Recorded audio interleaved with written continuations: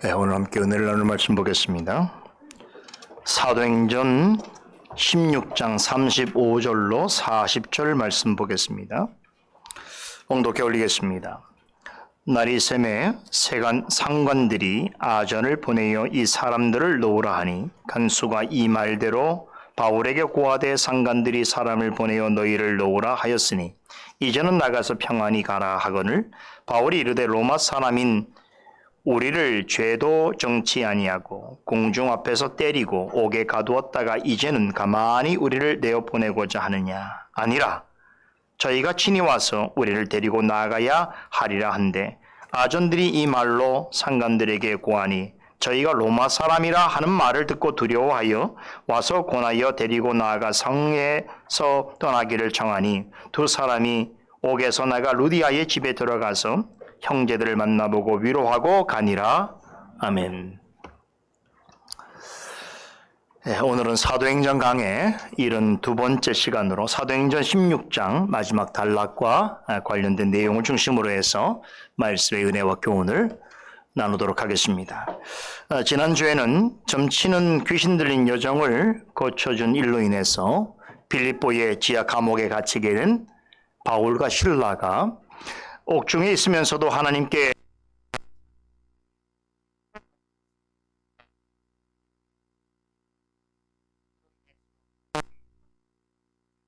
도망간 줄로 알고 자결하려던 간수에게 참된 구원의 길을 제시해 준 이야기를 살펴보았습니다. 바울과 실라는 죄책감과 두려움으로 괴로워하던 간수에게 주 예수를 믿으라. 그리하면 너와 내 집이 구원을 얻으리라 라고 전하는 동시에 구원의 복음을 전파했습니다. 간수는 그 자리에서 그것을 받아들이고 회개했습니다.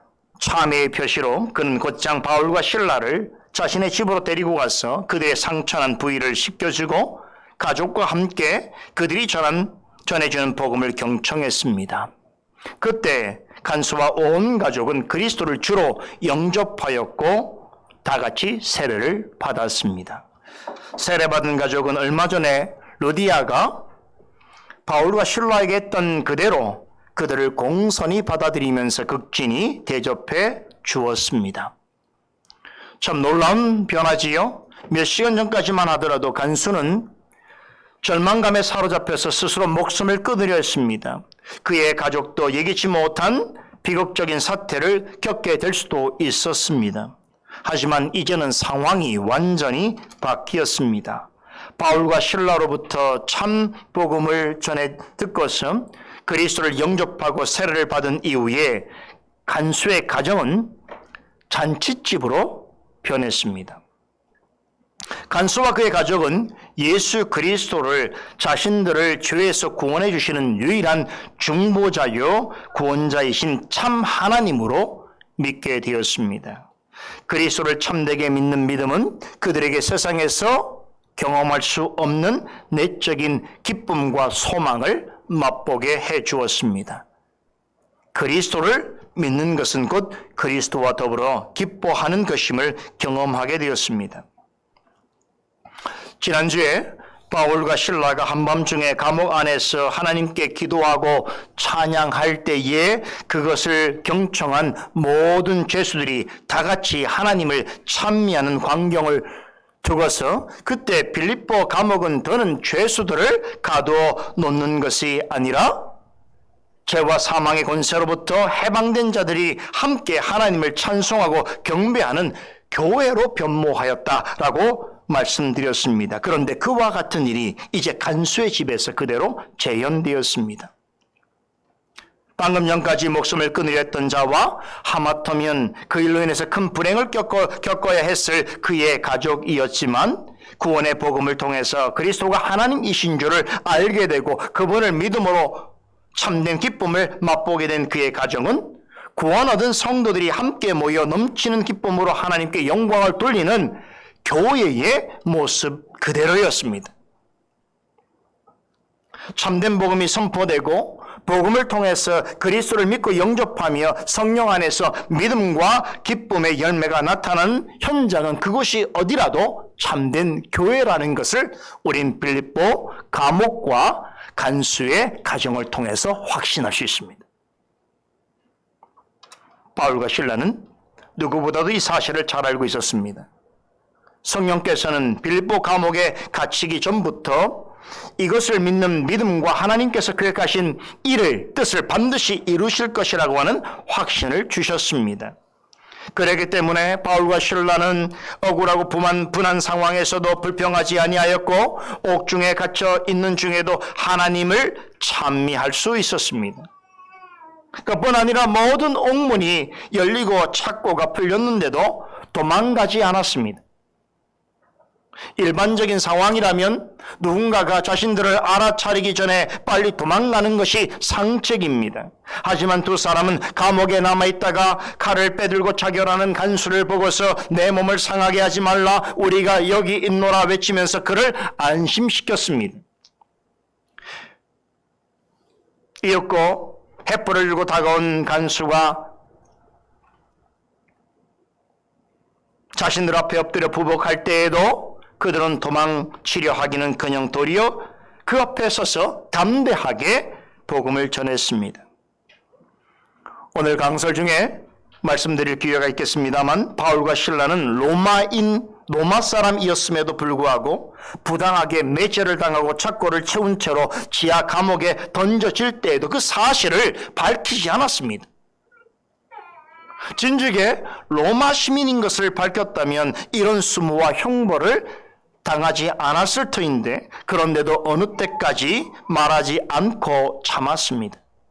모든 고난과 고통을 겪고 난 후에야 로마 시민이라는 것을 드러내었습니다. 우리 같으면 어떻겠습니까? 처음부터 내가 누구라는 것을 얘기했겠지요. 그것은 내 자신에게 너무나 도움이 될 만한 것이기 때문이라면 더욱 그러했을 것입니다. 그럼에도 바울과 실라는 자신이 로마 시민이라는 사실을 애초에 밝히지 않았습니다. 왜 그랬을까요? 이 부분에 대해서는 오늘 강설 말미에 집중해서 말씀드리도록 하겠습니다. 자, 그럼에도 이와 관련해서 꼭 짚고 넘어가야 할 것이 있습니다. 하나님의 뜻과 나라를 위하여 나아가게 될 때에 만나게 되는 핍박과 고난에 대해서 바울과 실라의 태도가 어떠한가를 생각해 보아야 합니다. 아무리 생각해도 빌립보 감옥에서 보여준 바울과 실라의 모습은 상식적이지 않습니다.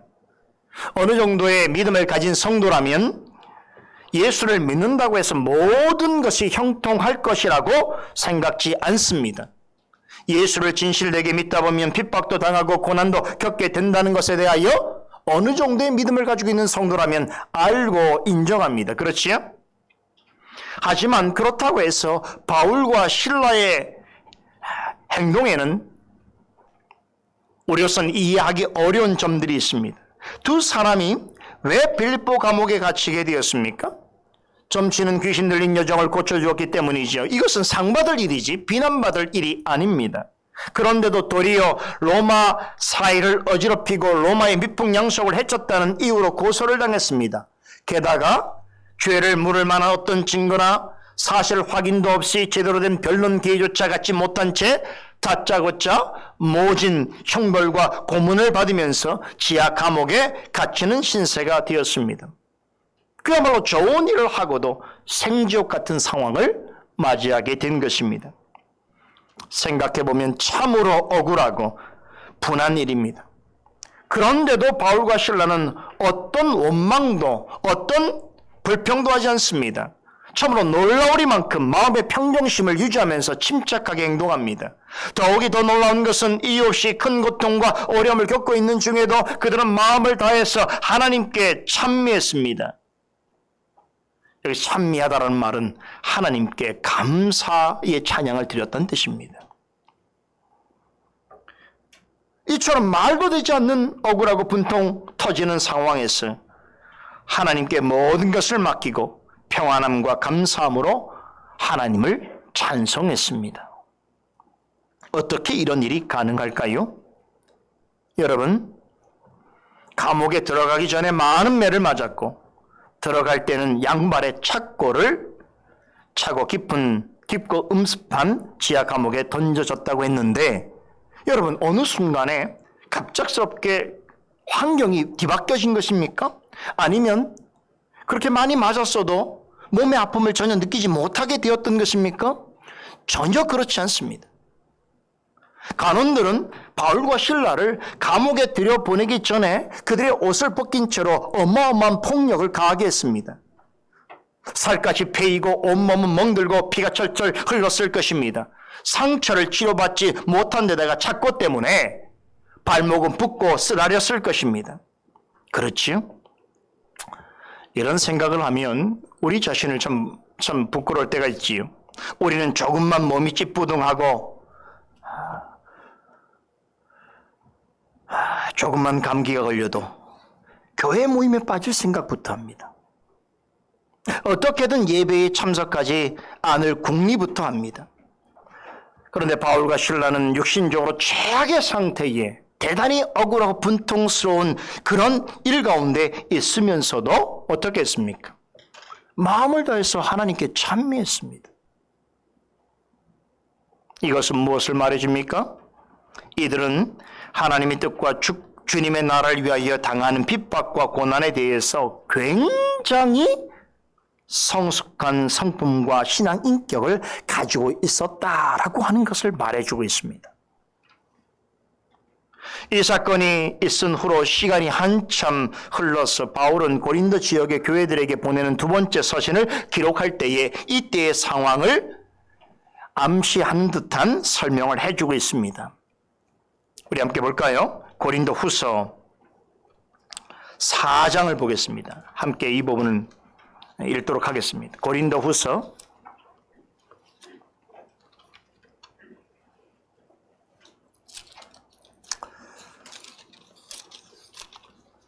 4장 8절로부터 마지막 18절까지 우리 한 목소리 읽겠습니다.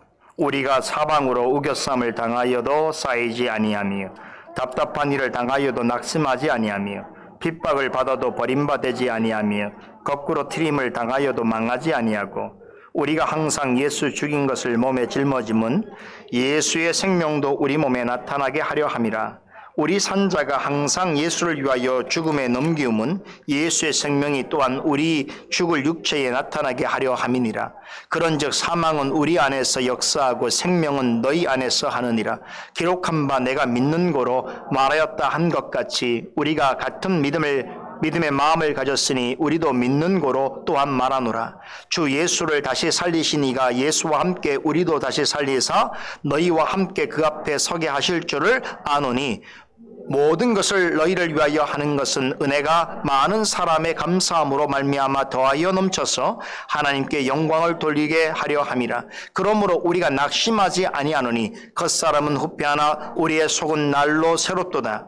우리의 잠시 받는 환난에 경한 것이 지극히 크고 영원한 영광에 중한 것을 우리에게 이루게 함이니 우리의 돌아보는 것은 보이는 것이 아니요 보이지 않는 것이니 보이는 것은 잠깐이요 보이지 않는 것은 영원함이니라. 아멘. 여러분 어떻습니까? 지금 바울의 빌립보 감옥에서의 경험을 우리가 생각하면서 이 말씀을 읽는다면 정말 한 구절 한 구절이 주옥 같은 말씀이지요.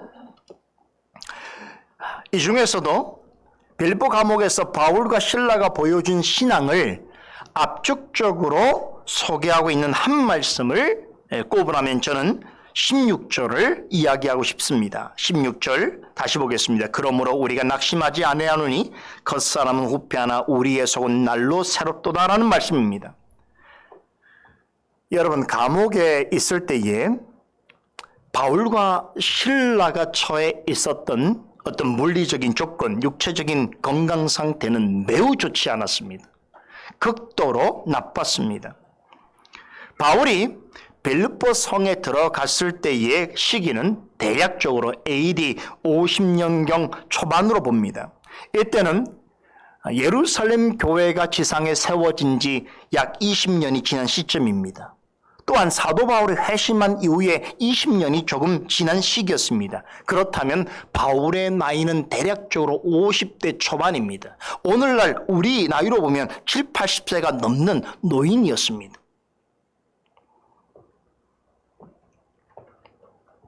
그런데 그냥 노인이 아니었단 말이에요. 바울이 빌립보에 들어갈 때부터 그는 몸이 좋지 않았습니다. 여러분도 잘 아시겠습니다만 1차 전도 여행 때 루스드라에 들렸다가 거기서 어떤 일이 벌어졌습니까? 여러 지역에서 온 유대인들에게 돌로 맞아서 거의 죽을 뻔하지 않았습니까? 얼마나 많이 돌로 맞았든지 그가 실제로 죽은 줄 알고 그의 몸을 성 밖으로 이끌어냈습니다. 2차 전도 여행 때도 몸 상태가 그리 좋지 않았습니다. 도중에 심한 눈병이 발병해서 결국 원하던 소아시아로 가지 못하고 그에게도 없던 갈라디아 지역으로 가서 휴식을 취해야만 했습니다. 그리고 나서 먼 길을 걸어서 아시아의 최북단 지점까지 갔다가 유럽 땅으로 다시 가게 되는데 로마의 식민지인 빌립보에 와서는 최악의 환경에 처해야 했습니다. 이렇게 바울은 전도 여행이 거듭될수록 그 핍박의 강도는 점점 더 세워졌으며 바울의 몸은 갈수록 쇠약해졌습니다. 이게 팩트입니다. 그런데 놀라운 것은 그럴수록 하나님을 사랑하는 마음과 그리스도를 믿는 믿음과 성령을 의지하는 열망은 그의 마음에서 더욱더 견고해졌습니다. 충만해졌습니다. 그의 고백대로 겉사람은 낡아지고 세잔에 져갔지만 속사람은 날로 새로워졌습니다. 여러분, 그리스도 안에 있어도 겉사람은 얼마든지 좋지 못한 환경에 처할 수 있습니다. 사람은 항상 이빨 청춘이 아닙니다. 그럴 수 없습니다. 젊음의 시기를 지나면 그 후로부터는 나이를 먹는 만큼 힘이 약해지고 정력도 세해지고 눈도 침침해지고 손과 발도 둔해지기 마련인 것입니다. 모든 신체 조건과 육체적인 기능이 약화되어집니다. 저도 요즘에 이걸 많이 느껴요. 정말 세월을 이길 수 없구나. 나이를 먹는 일은 극복할 수 없구나라고 하는 것을 많이 느낍니다. 예전 우리 부모님 같은 그런 말과 행동을 제가 할 때가 있는 것을 본단 말이에요.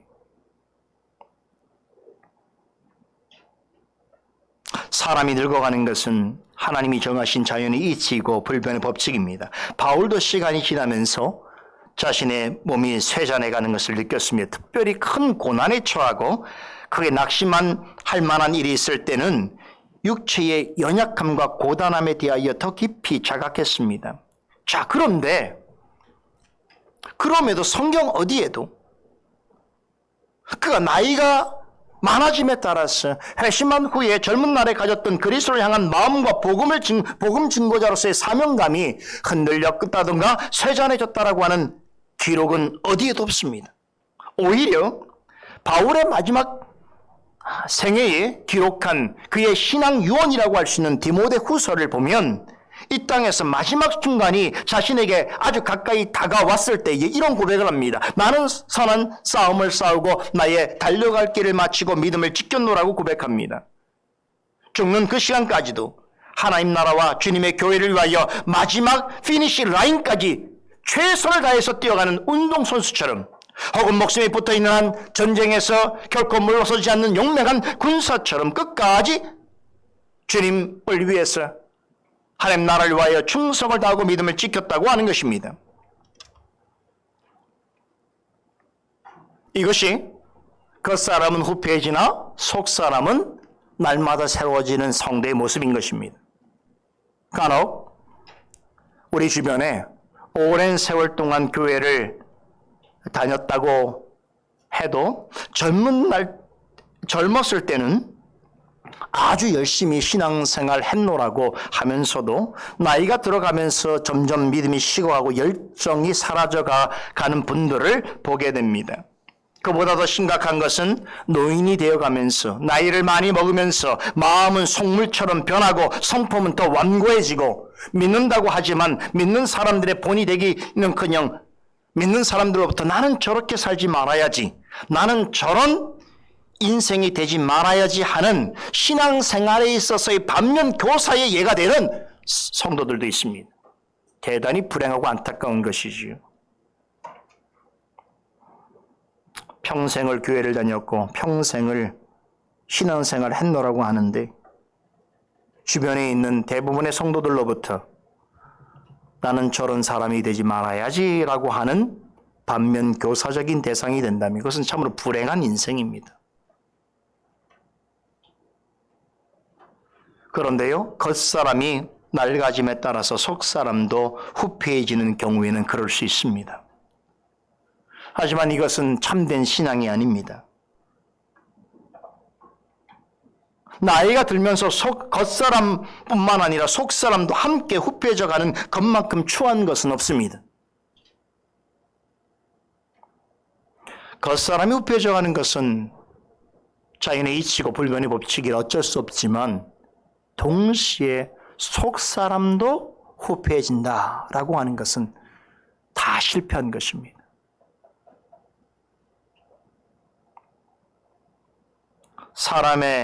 사람이 눈에 보이는 그런 조건과 처한 환경에 전혀 영향을 받지 않을 수는 없습니다만 속사람이 강건한 사람은 외부적인 것으로 결코 그 뿌리가 흔들리지 않습니다. 비록 물리적인 조건과 육신의 상태가 좋지 못할지라도 그것 때문에 믿음에서 떠나거나 구원의 길에서 이탈하지 않습니다. 오히려 겉사람의 조건과 환경이 좋지 못할수록 그리스도와 연합되어 있는 속사람의 능력과 자태를 더 또렷하게 드러내게 되는 것입니다. 이게 참 신비로운 일이에요. 바울과 실라가 그랬습니다. 그들은 하나님의 영광과 주님의 나라를 위하여 복음을 전파하는 중에 많은 억울한 일을 당했습니다. 갖은 오해와 핍박을 받았습니다. 수많은 매를 맞았고 감옥에도 여러 번 갇히기도 했습니다. 그렇게 겉사람이 처한 환경은 갈수록 좋지 않았지만 그럴수록 놀랍게도 속사람은 더욱더 강해졌습니다. 그 때문에 깊은 지하 감옥에서도 기도하고 찬송하기를 그치지 않았던 것입니다.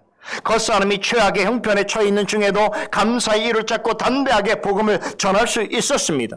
맡겨진 일에 최선을 다했습니다. 바울은 감옥에 갇혀 있는 동안 여러 편의 성경을 기록했습니다. 육신이 자유롭지 못한 중에 있을 때 오히려 마음으로는 하나님께 더욱 집중할 수 있었던 것입니다. 그런 형편에 있을 때에 하나님께서는 그에게 하나님 말씀을 기록할 수 있는 지혜와 명철과 담대함과 창의력을 주셨습니다. 몸을 움직이지 못하니까 머리로는 더 하나님을 생각하게 된 것입니다.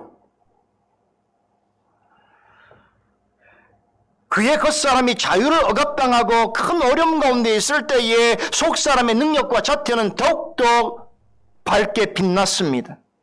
간수는 어두운 감옥 안에서 그와 같은 바울과 실라의 모습을 목격했던 것입니다. 두 사람을 보자마자 꿇어 엎드렸습니다. 그가 본 것은 그들의 겉사람이 아닙니다.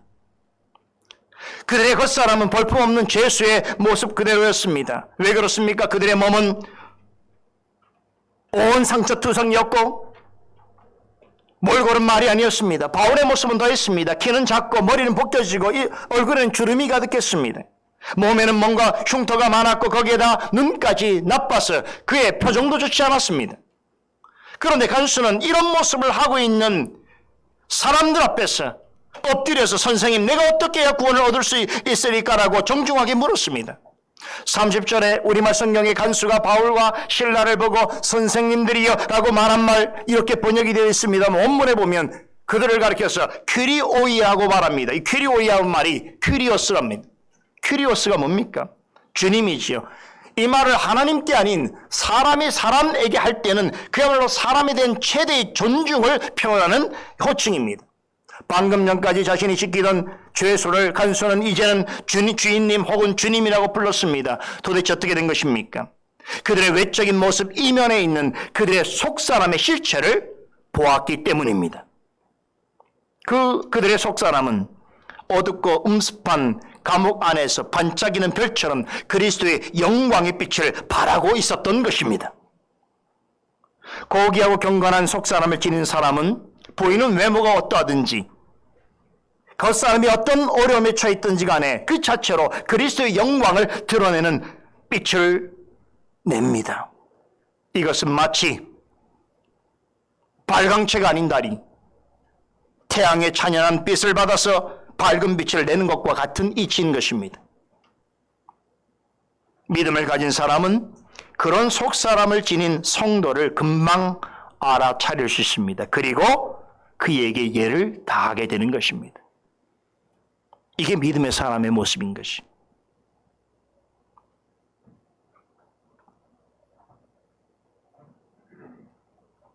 우리 간혹 가다가 어떤 성도를 만나는데 그가 그냥 나와 같은 평범한 성도가 아니라 참으로 하나님 앞에 특별한 그리스도의 영광의 빛을 드러내는 듯한 그런 신앙의 삶을 사는 사람인 것을 깨닫게 될 때는 그가 누구든지 간에 우리는 그에게 예를 표하게 되어 있습니다. 목사라고 해서 그런 성도 만나면 고개를 빠듯하게 드는 것이 아니에요. 고개가 숙여지는 것이죠. 심지어는 경외감을 갖게 되는 것이죠. 간수가 방금 전까지 죄수였던 바울과 실라에게 부복하여 엎드렸던 것은 바로 그러한 그의 속사람을 보았기 때문입니다. 말로 형용할 수 없는, 그들의 겉사람으로서는 도저히 나올 수 없는 너무나 고귀하고 영광스러운 내적인 속사람의 모습이 그의 눈앞에 보였기 때문입니다.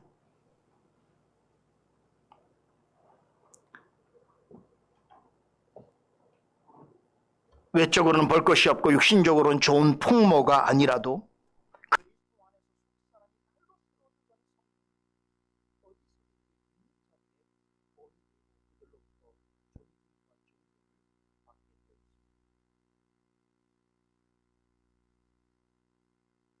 안에서의 존중과 존경은 외모로 나타나는 것이 아닙니다.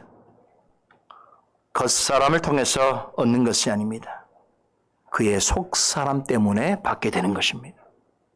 빌보성에서 바울과 실라가 보여준 성품과 인격은 바로 이런 속사람의 모습이었습니다. 바울만 그런 것이 아니라 실라도 그랬습니다. 오늘 저는 사도행전 16장 강설을 마무리하기 전에 실라에 대해서 여러분에게 좀 더 말씀드리고자 원합니다. 얼마 전이었던가요? 우리 박종목 성도님이 아마 우리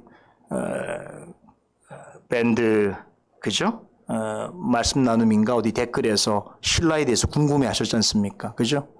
사실 제가 그것을 그때 답변 드리지 않았던 것을 오늘을 기다리고 있었어요. 오늘 말씀드리려고 16장 마지막 마무리할 때 신라에 대해서 특별히 여러분에게 좀 말씀을 드릴 것이 있었기 때문에 답하지 않았던 것입니다. 괜찮죠? 네, 오늘 말씀드리겠습니다. 간수가 바울과 신라 앞에서 엎드려서 두 사람을 향해서 극존칭을 사용했다고 그랬죠. 퀴리오이, 주님이시여, 주인님이시여 라고 할 정도로 그렇게 표현했다는 것은 겉사람은 후패하나 우리의 속은 날로 새롭도다라는 이 말씀이 바울에게만 적용될 것이 아니라 신라에게도 적용되는 표현인 것이 분명합니다. 신라는 바울의 신실한 동력자들 중에서 바울과 가장 오랫동안 사역한 사람이고 동시에 바울이 신뢰한 사람입니다. 그런데도 바울의 또 다른 동력자들인 바나바나 디모데나 누가에 비해서는 잘 알려져 있지 않습니다. 하지만 그는 바울의 사역에 있어서 없어서는 안 될 굉장히 중요한 인물입니다. 외적으로 보자면 신라는 바울에 결코 뒤지지 않는 지위와 경력을 지니고 있었습니다. 바울과 한 팀을 이루기 전부터 그는 예루살렘 교회에서 존경받는 지도자였습니다. 말씀을 전하는 데 탁월한 은사를 지녔던 탓에 예루살렘 교회 외에도 여러 초대교회 성도들의 신앙을 돕는 일에 쓰임받았습니다. 그 사건이 뭐예요? 예루살렘 공의회죠. 예루살렘 공의회가 종료되자 예루살렘 교회에서 한 대표를 선출하죠. 그렇죠? 신라와 유다라는 사람이죠. 유다는 우리는 잘 몰라요. 그런데 이 신라를 교회를 대표하는 사람으로 뽑아서 어떻게 합니까? 수리아 지역에 있는 안디옥 교회에 파송을 합니다. 그래서 예루살렘 공의에서 결정한 이 결정사항을 이방인 성도들에게 설명해주고 그 지역 교회들이 하나님의 말씀과 바른 교리적인 이해 위에서 굳건히 설 수 있도록 가르치고 돕는 사역을 하도록 신라를 보냅니다. 그런 신라를 안디옥 교회 사람들은 어떻게 받아들였다고 했습니까? 15장에 보면 그를 선지자로 받아들였다. 말씀을 전하는 선지자로서 그를 대했다는 것이죠. 이 말은 이 신라가 예루살렘 교회에 있는 유대인 성도뿐만 아니라 수리아 안디옥의 이방인 성도들에게도 얼마나 깊은 신뢰와 존경을 받고 있었는지를 말해줍니다. 안디옥에서의 사역을 충실히 감당한 신라는 안디옥 교회 성도들의 환송을 받으면서 예루살렘으로 되돌아오게 됩니다. 그런데 얼마 지나지 않아 바울과 바나바가 2차 전도여행을 앞두고 심히 다투고 갈라지게 되면서 바울은 바나바를 대신해서 함께 전도여행에 떠날 동력자를 택하게 되는데 그가 바로 신라입니다. 복음 전한 일에 있어서 오래된 동력자인 바나바조차도 용납하지 않을 만큼 바울은 그 성품이 대단히 까다롭고 또 엄격한 부분이 있었습니다. 그랬던 바울이 조금도 주저함 없이 바나바를 대신해서 신라를 택했던 것입니다. 이것은 뭘 말해줍니까? 이것은 신라는 바울이 보증할 수 있는 사람이라는 뜻입니다. 이 말은 바울이 전도여행을 떠나기 전부터 이 신라를 매우 마음에 두고 주목해 보았다는 것을 말해줍니다. 평소에 그가 보여준 신앙과 인품을 눈여겨보았던 것입니다. 그리고 그와 함께 사역할 기회와 날을 흠모하였을지도 모릅니다. 아무튼 신라는 예루살렘과 안디옥의 양교회의 지도자들과 성도들로부터 공식적으로 인정을 받은 거의 유일한 사람입니다. 그런 유대인 중심의 예루살렘 교회와 이방인 중심의 안디옥 교회를 복음으로 하나로 묶는 데 탁월한 은사를 발휘했습니다. 뿐만 아니라 그는 바울처럼 유대인이면서 동시에 로마 시민권을 가지고 있었습니다. 초대교회 안에서 이런 지위와 특권을 가진 사람은 거의 드뭅니다. 이 바울처럼 유대인이면서 동시에 로마 사람으로서의 지위를 가지고 있는 사람은 신라 외에는 찾기 어렵습니다. 이는 신라 역시 바울처럼 헤브라이즘과 헬라니즘 사상을 잘 이해했고 그것을 도구로 삼아서 복음을 전하는데 아주 능한 기독교 지식인이었다는 것을 말해주고 있습니다. 이 정도만으로도 신라가 얼마나 능력 있고 사려 깊은 교회 지도자였는가 우리는 알 수 있습니다. 이 사실을 바울이 보증해주고 있습니다. 비록 그는 사도는 아니었지만 그의 견줄만큼 초대교회를 대표하는 지도자급에 속한 인물이었습니다. 그럼에도 그는 너무나 겸손하고 신실했습니다. 바울과 함께 오랜 기간 사역하는 동안 단 한 번의 마찰이나 갈등이 없었습니다. 바울과 동등한 위치에 있으면서도 언제나 그의 사역을 진심으로 격려하고 힘써 도왔습니다. 바울은 그런 신라를 매우 존중하였고 겸손히 대했습니다. 두 사람은 환상의 선교팀을 이루었습니다. 복음도 함께 전하고 고난과 핍박도 함께 받았습니다. 동역하는 동안 이름만 들어도 우리가 알만한 그 대단한 초대교회들, 갈라디아, 빌립보, 고린도, 데살로니가 이런 교회들을 함께 세웠습니다. 너무나 겸손하고 신실한 동역자 신라는 사도 바울이 죽기까지 함께했습니다. 바울이 순교하자 신라는 이어서 사도 베드로를 도왔습니다. 베드로전서 5장 12절에 보면 이 서신의 대필자로 실루아노라고 하는 인물이 소개되는데 바로 이 사람이 신라입니다. 바울과 베드로가 기록한 서신서에는 그의 이름이 실루아노라고 표기되어 있습니다. 라틴식 이름입니다. 그런데 사도행전을 기록한 루가는 그를 좀 더 친근한 애칭으로 신라라고 불렀습니다. 아마도 누가는 오랜 시간 동안 신라와 더불어 함께 사역했기 때문에 좀 더 관계가 돈독했던 것 같습니다.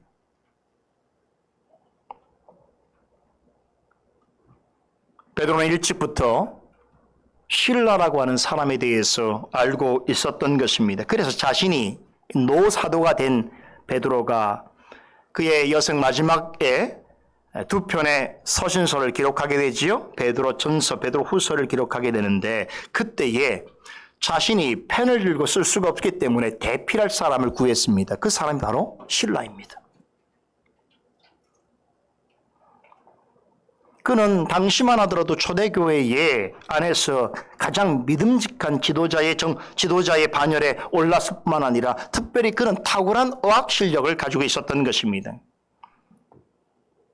헬라어 실력이 출중했던 탓에 베드로는 그를 불러서 자신이 기록하려고 하는 서신을 대신 기록하도록 했습니다. 그러니까 아마도 자신이 구술을 하면 옆에서 그것을 헬라어로 기록하게 했던 것이겠지요.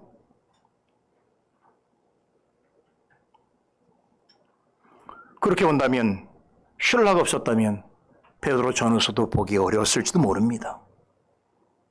그래서 놀라운 것은 우리가 이제 기회가 있으면 살펴보겠습니다. 베드로 전후서는요, 다른 서신들하고 그 문법적 구조가 달라요.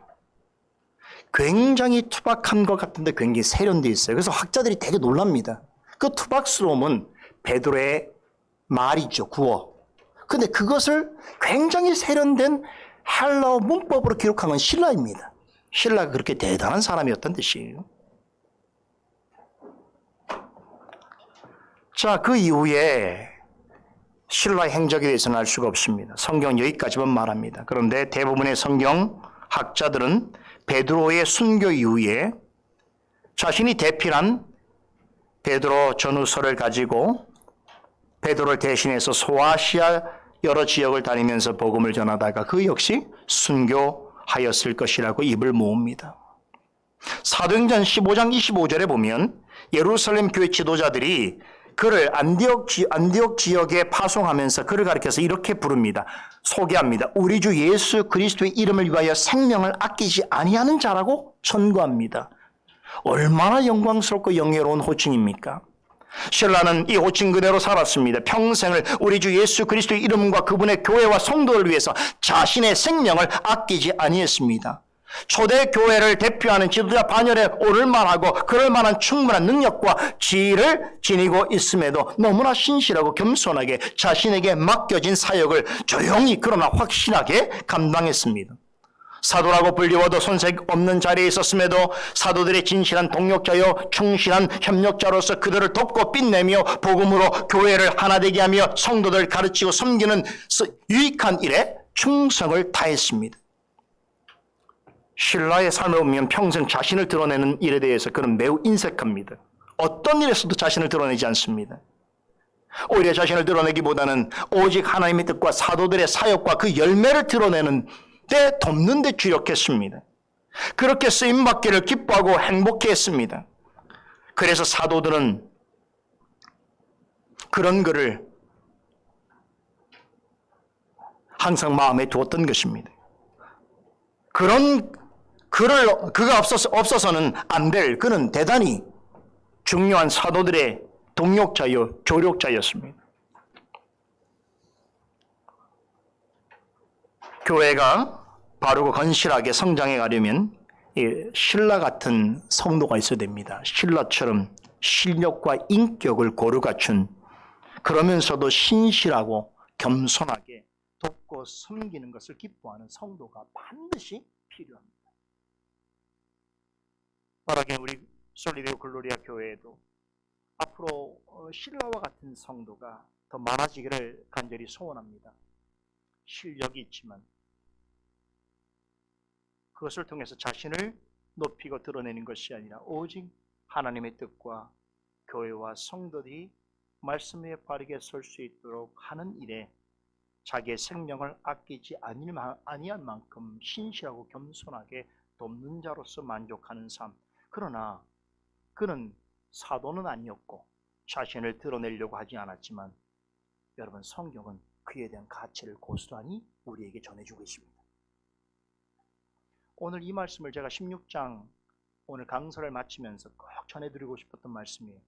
계속 바울과 실라가 언급되어졌는데 실라에 대해서 우리가 너무 무심한 것이 아니었는가 하는 생각이 있었기 때문입니다. 이제 남은 시간 동안은 16장 마지막 단락을 살펴보려 하는데요. 자, 내용은 아주 간단합니다. 그럼에도 여기는 아주 깊은 교훈이 숨겨져 있습니다.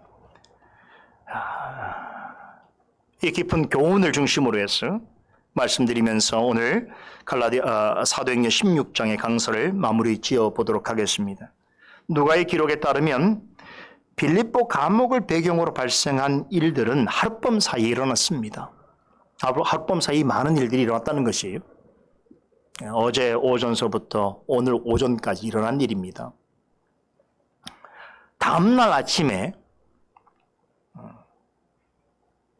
갑작스러운 일이 발생했지요.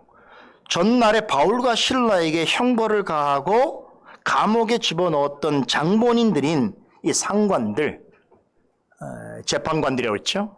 이 빌립보 지역의 재판을 담당하는 치안 재판관들이며 최고의 권력을 가진 사람들인데 이 사람들이 부활을 시켜서 바울과 실라를 풀어주라고 명했습니다. 그 지시가 간소에까지 전달되었지요. 자, 그런데 본문에 보면 상관들이 하룻밤 사이에 마음을 바꿔서 바울과 실라를 석방하라고 지시하게 된 구체적인 설명이 없습니다.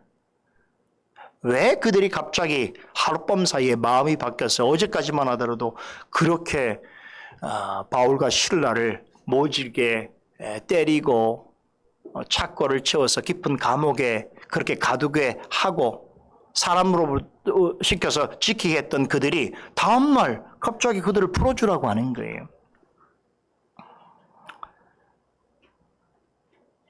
아마도 이런 추측이 가능하겠지요.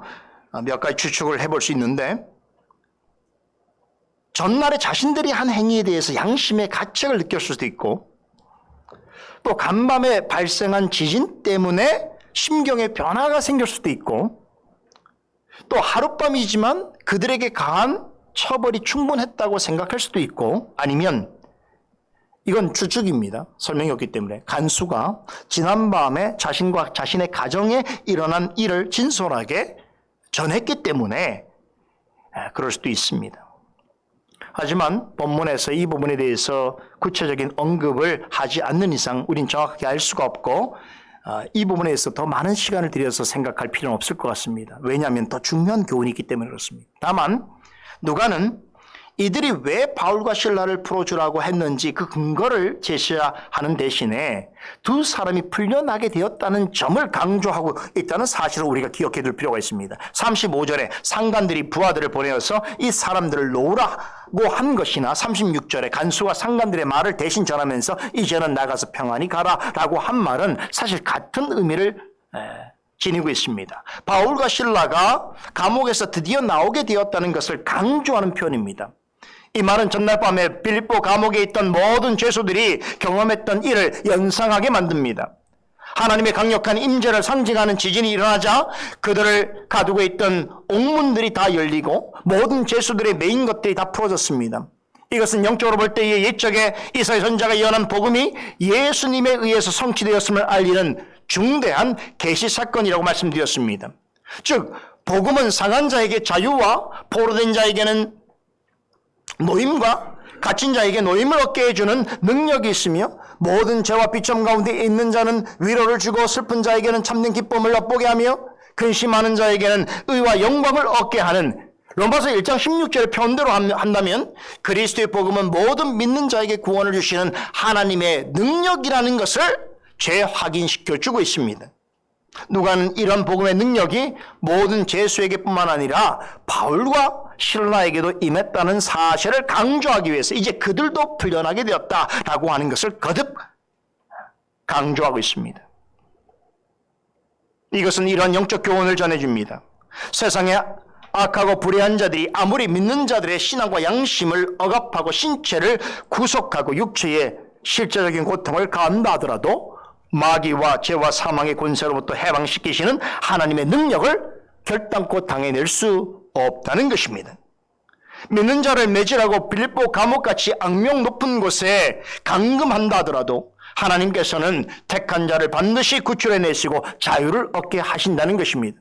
또한 악한 자들의 불의와 무죄를 반드시 드러내시며 택하신 자들을 향한 하나님의 모든 계획과 섭리는 반드시 성취되고 승리하게 될 것을 강조하고 있습니다. 이 사실을 본문 37절 이하의 본문이 잘 말해주고 있습니다. 바울과 실라는 간수를 통해서 전날 자신들을 감옥에 쳐넣었던 상관들이 이제 와서 그냥 풀어주라고 하는 메시지를 전해 들었습니다. 간수가 전해준 말에 의하면 그들은 두 사람이 조용히 빌립보 성을 떠나주기를 바랬습니다. 또 아마도 상관들은 이 말을 전하면서 그렇게 그들이 할 거라고 기대했을 것입니다. 어쩌면 두 사람이 빌립보 성을 떠날 때에 자신들에게 감사하다라고 하는 말을 전하면서 주랭랑치듯이 도망갈 거라고 생각했을지도 모릅니다. 그러나 그것은 그들의 자유로운 착각이었습니다. 바울과 실라는 그 말을 듣고 도망가기는커녕 자신들을 풀어주라고 한 상관들을 향해서 아주 소름 끼치는 충격적인 말을 전합니다. 무슨 말입니까? 우리는 로마 시민이라는 말을 전했습니다. 그러고는 자신들을 강제적으로 신문하고 때리고 오게 가둔 그 행위를 명백한 불법 행위라고 규정했습니다.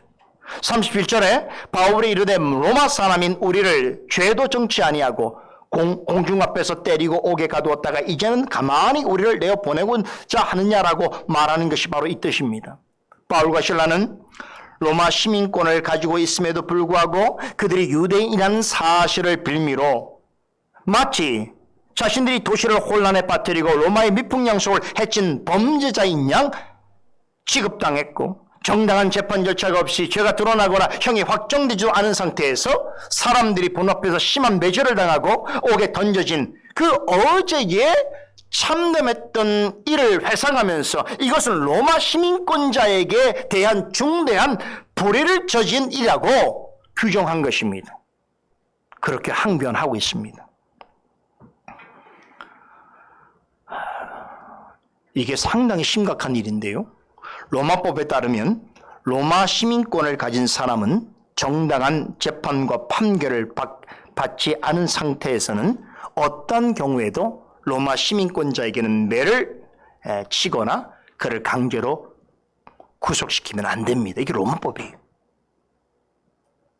로마 시민은 법적으로나 신문적으로 이런 특권을 누렸습니다. 본인의 동의 하에서만 법률에 따라서 재판을 받을 수 있었고 혹여 승복하기 어려운 판결이 났을 때는 그것이 대단히 중대한 사안일 때는 로마 황제에게 직접 재판을 청구할 수 있는 권한이 있었습니다. 로마법에는 로마 시민권자가 가진 이러한 법적 권한과 특권을 침해하는 자에게는 중벌을 내리도록 규정되어 있습니다. 바울은 이런 로마법을 잘 알고 있었습니다. 그러기에 더욱 목청을 높여서 이렇게 말하게 된 것입니다. 상관들이 로마 시민인 우리에게 유죄 판결을 내리지도 않은 채 공공연히 때리고 감옥에 가두더니 이제 와서 슬그머니 우리를 놓아주려 하는 거냐라고 외치게 되었던 것입니다. 말인즉슨 하나에서 열까지 로마 시민권자인 우리에게 불법을 행하고 지옥과 고통을 안기더니 이제 와서 아무 일도 없었다는 듯이 우리를 내보내려고 하느냐. 이것은 결코 나는 받아들일 수 없다라고 그렇게 답한 것입니다. 자, 보세요. 이 말로 인해서 순식간에 상황이 완전히 역전되어 버렸습니다. 로마 시민인 것을 알지 못했다 하더라도 문제이거니와 알고서 그랬다면 더 큰 문제입니다. 로마 사람을 불법으로 재판하고 때리고 감금하고 능욕하는 행위는 로마법의 가중처벌 요건에 해당되는 중죄 중에서 중죄입니다. 바울은 이런 중한 범죄를 저지르고도 아무 일도 없었다는 듯이 자신들을 풀어주려고 하는, 그럼으로써 이 사건을 무마시키려고 하는 빌립보 성의 관리들에게 자신들에게 행한 모든 일은 로마 사람에게 불법을 행한 것이라는 부분을 아주 똑부러지게 지적하면서 그런데 지금에 와서 선심 쓰듯이 석방하려고 하는 그런 작태에 대해서 나는 결코 받아들일 수 없다라고 분명히 말한 것입니다. 그러면서 한 가지 제안을 합니다. 그러니 자신들에게 잘못한 그런 당사자들이 직접 감옥에 와서 우리에게 사과를 하고 그리고 우리를 마치 모시듯이 나가도록 해달라고 요구합니다. 상황이 완전히 반전된 거예요. 부하들을 통해서 이런 바울의 말을 전해들은 관리들은 어떻습니까? 심히 두려워했습니다. 무엇보다도 두 사람이 로마인이었다는 말을 듣고는 혼비백산했습니다. 바울과 실라에게 행한 행위는 결코 로마 시민권자에게는 해서는 안 될 심각한 위법 행위였기 때문입니다. 이 사실이 상부기관에 보고되거나 바울과 실라가 혹시라도 로마 정부에 알린다면 그 큰 문책을 받게 되는 것은 당연하겠거니와 자칫 잘못하게 되면 자신들의 지위를 잃어버릴 수도 있고 자신들이 행한 그대로 똑같은 벌을 받을 수 있는 아주 심각한 상황이 발생할 수도 있었던 것입니다. 그래서 두려움에 떨게 된 것입니다. 어제까지만 하더라도 오늘 아침까지만 하더라도 그렇게 의기양양해하던 빌립보의 가장 높은 위치에 있는 사람들이 바울이 전한 한마디의 말을 듣고 사시나무 떨듯이 두려워하고 있는 것입니다. 상황이 역전됐지요? 여러분, 그들로서는 선택의 여지가 없었습니다. 어떻게 해야 됩니까? 바울의 요구를 받아들일 수밖에 없었습니다. 전날에 사건이 연루된 관리들은 그래서 다 같이 직접 감옥으로 찾아갔어. 바울과 실라에게 정중히 사과를 하고 그들을 정중히 밖으로 데리고 나왔습니다.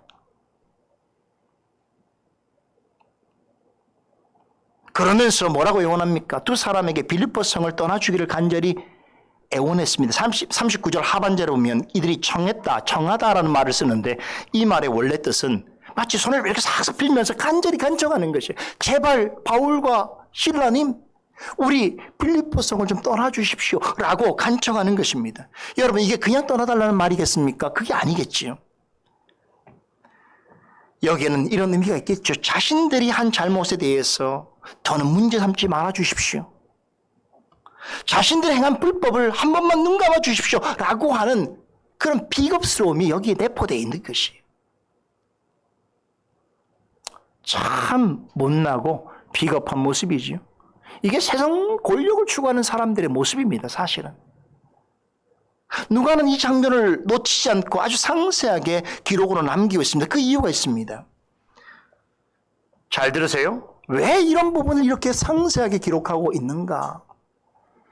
바울과 실라의 승리는 그들만의 승리가 아니라 이것은 그리스도 복음의 승리라는 것을 말해주기 위한 것입니다. 그래서 이 부분을 주위에서 관찰해 보면 빌립보 관리들과 바울 일행 사이에 몇 가지 점에서 아주 중대한 대조를 이루고 있다는 것을 확인해 볼 수 있습니다. 그냥 우리가 보면 내러티브식의 스토리 같은 이야기지만 사실 이 속에는 누가가 성령의 영감을 통해서 아주 철저하게 두 그룹을 대조해서 묘사하고 있는 그런 교훈들이 있다는 거예요. 몇 가지를 제가 말씀드리겠습니다. 강해니까 제가 찾을 수 있는 거예요. 첫째, 빌립보 관리들은 로마 제국의 배경하에서 강력한 힘과 권세를 지니고 있었습니다. 그들은 유대인들에게 있어서는 굉장히 큰 혐오감을 표출하면서도 자신들이 로마인이라고 하는 사실에 대해서 자랑하고 의시되었습니다.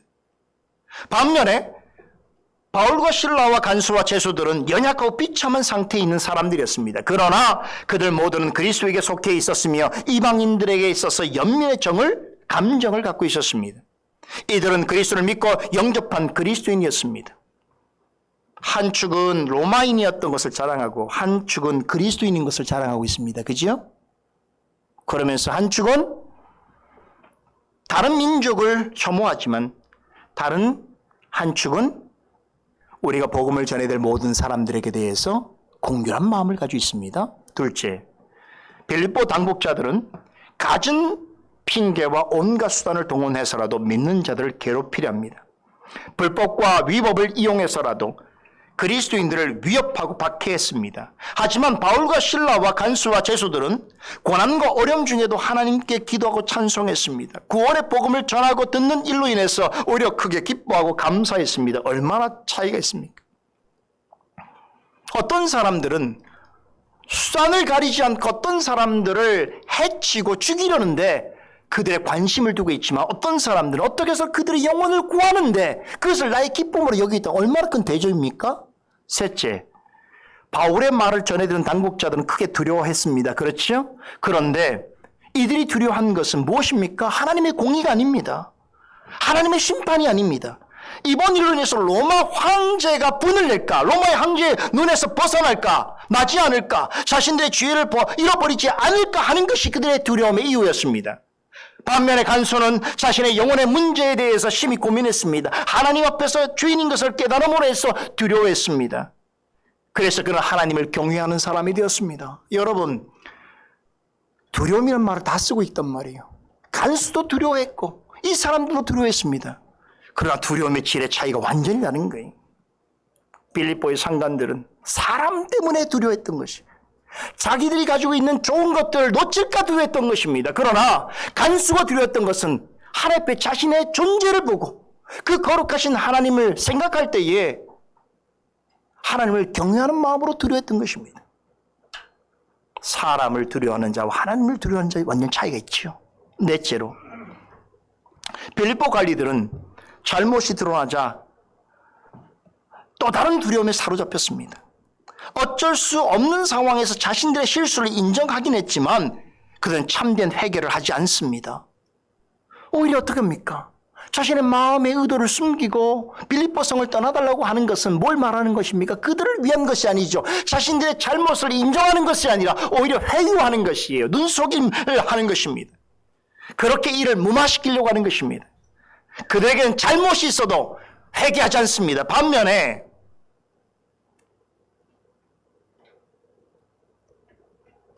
간수와 제수는 어떻습니까? 복음을 듣고 참된 회개를 했습니다. 죄사함의 은혜를 받음으로 인해서 그들은 죄와 사망의 권세로부터 자유하게 되었습니다.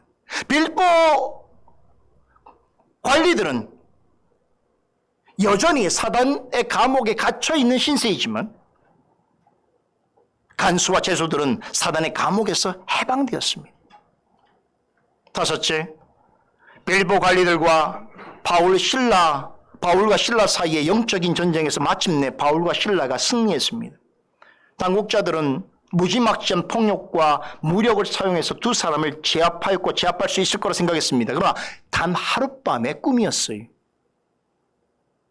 하루 동안만 성공한 것 같았습니다. 하지만 결국 다음 날에 바울과 실라에게 무릎을 꿇고 말았습니다. 그렇게 의기양양해하던 자들은 두 사람에게 자신들의 잘못을 인정하고 사과를 했습니다. 그로써 바울과 실라는 명예가 회복되었으며 그들이 전한 복음 마침내 승리하게 됐다는 것이 공개적으로 알려지게 되었습니다. 마지막 여섯 번째, 빌립보 관리들은 이 사건 이후에도 매우 불안하게 지내했습니다. 혹시나 바울과 실라가 자신들의 잘못을 문제 삼지 않을까? 빌립보 성에 남아있으면서 사람들에게 발설하지 않을까 하는 근심과 염려를 떨칠 수 없었기 때문입니다. 하지만 바울과 실라는 옥에서 나간 후에 큰 위로와 평안을 누렸습니다. 루디아 집에서 만나게 된 믿음의 형제들은 두 사람에게 큰 위로와 기쁨을 선사했습니다. 그들로 인해서 빌립보 지역에 주님의 교회가 세워졌습니다. 이 광경을 직접 지켜본 바울과 실라는 하나님께 감사와 찬송을 드리면서 비로소 빌립보를 떠날 수 있었습니다. 이후에 빌립보 교회는 매우 훌륭한 교회로 성장합니다. 바울과 실라가 떠난 이후에도 빌립보 교회 성도들은 그들을 위해서 기도하고 그들의 사역을 힘써 도왔습니다. 여러분 어떻습니까? 이렇게 두 그룹 간에는 여러분 매우 큰 대조와 차이를 보입니다. 누가가 지금 이것을 우리에게 말해주고 있는 것이, 지금까지 빌립보에서 충돌한 서로 완전히 다른 두 부류의 사람들을 비교해 보았습니다. 살펴볼수록 아주 명확한 차이가 발견되어집니다. 앞선 강설에서 빌립보는 복음으로 로마를 정복해가는 여정의 출발점이라고 말씀드렸습니다. 그래서 빌립보에서 일어난 일들은 이 길을 가는 동안 계속해서 겪게 될 영적 전쟁의 예고편이라고 설명드렸습니다. 기억나시지요? 오늘 살펴본 사도행전 16장 마지막 단락은 앞으로 바울이 달려갈 길을 마칠 때까지 싸우게 될 선한 싸움이 어떤 형태로 전개될 것이며 또 어떤 방식으로 승리하게 될 것을 예고해 주고 있습니다. 그리스도와 복음을 전하는 일에 어떤 반대와 핍박과 위협이 따를지라도 결국은 그리스도와께서 함께 하시고 성령께서 인도하신다면 결국에는 승리하게 될 것이고 그로 인해 복음은 더욱더 널리 전파되게 될 것을 분명히 제시하는 것으로 사도행전 16장에 기록된 빌립보에서의 사역은 대단원의 막을 내리고 있습니다. 정말 엄청난 이야기를 하고 있는 거예요. 이게 단순히 빌립보에서 있었던 해프닝이 아닌 것이 여기에는 복음의 핵심을 담아서 누가가 우리에게 전달하고 있는 거예요. 이걸 아셔야 돼요. 그래서 기대가 되는 거죠. 앞으로 17장부터 어떤 이야기가 진행될 것인가 기대되지요. 마지막으로 한 가지 중요한 물음에 대해서 간단하게 생각해보고 마치겠습니다. 애당초 바울과 실라는 로마 시민권자였습니다. 그렇죠? 그런데 왜 이 사실을 처음부터 밝히지 아니하였는가 하는 것입니다. 두 사람이 어느 때까지 자신들이 로마 시민인 것을 밝히지 않은 이유가 무엇일까요? 우리에게 늘 궁금한 점입니다. 그죠? 그러나 이 부분에 대해서 성경은 침묵하고 있습니다. 그래서 정확히 뭐라고 답변하기가 어렵습니다. 자, 그럼에도 이 사실은 대단히 중요하고 저도 한 주 동안 이 부분을 많이 고민했습니다. 만족할 만한 답을 찾을 수가 없었습니다. 그러나 지금까지 우리가 살펴온 이 사도행전 강설의 내용을 근거로 생각해 볼 때 유추할 수 있는 답이 있습니다. 한 가지 분명한 것은 만약 두 사람이 처음부터 로마 시민인 것을 밝혔다면 어떻게 됐을까요? 그들은 불의한 재판을 받지 않았을 것이고 극심한 육체적 고통을 면할 수 있었을 것입니다. 그런데 왜 침묵했냔 말이에요. 그러고 나서 석방 소식을 듣게 되어 비로소 우리는 로마 시민이다 라고 외쳤냐는 것이죠. 결론적으로 보면 생각해보자면 처음부터 로마 시민인 것을 밝혔다고 한다면 빌립보 감옥의 이야기는 기록되지 못했을 것입니다. 그렇죠? 하지만 그렇다고 해서 바울과 실라가 일부러 감옥에 들어가기 위해서 혹은 감옥에 가서 누군가를 만나서 복음을 전하기 위해서 계획적으로 말하지 아니했다고 말할 수 있겠는가? 저는 그것은 너무 결론에 끼워 맞추는 하나만한 해석이죠. 결론이 그렇기 때문에 그런 결론이 없었다면 그 일은 없었을 거 이렇게 말하는 건 아무런 의미가 없는 것이겠죠. 그래서 이렇게 생각하기보다는 이 중대한 물음을 우리가 조금이라도 잘 이해하기 위해서는 오늘 제가 강설 초두에 여러분이 드렸던 말씀을 기억해 보시면 좋겠습니다. 고린도 후서에 기록된 겉사람은 후패하나 우리의 속은 날로 새롭도다라고 하는 이 말씀에서 어느 정도의 이유를 찾아볼 수 있습니다. 빌립보에서 보여준 바울의 품성과 인격은 참으로 고상하고 위대한 위치에 올라서 있는 그런 속사람의 자태가 어떠한가를 잘 대변해 주고 있습니다. 겉사람의 관점에서 본다면 어떻게든 옥에 갇히지 않으려 하는 것이 정상적인 일반적인 생각이지요. 하지만 바울은 점치는 귀신 들린 여종을 고쳐준 이후로 여러 가지 사건이 복합적으로 진행되어져 가는 과정을 지켜보면서 이런 일들을 통하여 하나님께서 뜻하시는 일이 무엇이고 무엇을 이루시려고 하는가에 대한 하나님의 주권과 섭리에 대해서 깊이 생각하고 기도하였을 것입니다. 그렇겠죠? 겉사람으로서는 그래서 자신이 당하는 그런 일들이 참으로 억울하고 분통한 것이었지만 그 속사람의 관점에서 보자면 하나님의 나라와 영광을 위해서 참고 견뎌야 하는 어려움으로서 충분히 받아들일 만한 것이었다는 것입니다. 불의한 재판을 받을 때에 얼마든지 나는 로마 시민이다라고 외칠 수 있었지만 겉사람으로서의 그런 조건과 기회를 자신을 위해서 사용하지 않으려 했습니다. 그마저도 하나님의 영광을 위하여 주의 복음을 전파하는 위한 목적으로만 온전히 사용하겠노라고 계속 거듭 다짐하게 되었던 것입니다. 이것이 그리스도 안에서 성령의 인도하심을 따르는 속사람의 생각인 것입니다. 그리고 저는 이 부분은 본문에 나오지 않지만 아마도 바울 역시도 우리 같은 성경을 가지고 있기 때문에 그의 겉사람과 속사람은 계속 갈등하였을 것이란 말이죠. 이런 불의한 재판을 당하면서 내가 지금 당장에 나는 로마 사람이다라고 하는 말을 왜 하고 싶지 않았겠습니까? 이게 겉사람이죠.